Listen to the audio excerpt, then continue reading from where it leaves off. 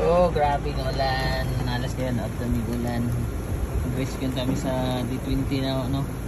Dapat ang truck group adjuster sa right side niya. Ulan kayo. Yes. Ulan lang pag mirog Davao. Oras is kuha na 1 minute para alas 3 sa hapon mga badino.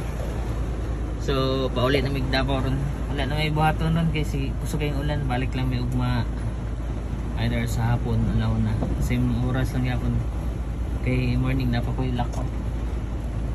So ano lang to mga badi. Update na mo dari sa site Digos. D20P-6 bulldozer no nakumatso. Daot ang truck adjuster. So di tanggal na ni Undo no. Tapos tulo ka unit na mini dam na ELF.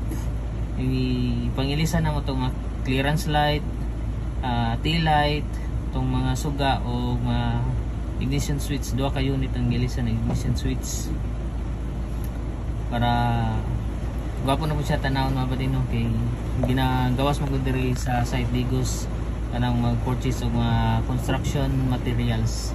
So ginagamit tong 2 ka mini dam. So kailangan na ito magwapo ang mga headlamp, mga basta mga parties mga suga. Okay, bawal naman na siya kasi madapan diyan sa highway. So no. Kapit na ta mahuman pero susad giulan mi karon diri sa site Digos. So kayong ulan. Aw dito mga badino bundak yun ang ulan.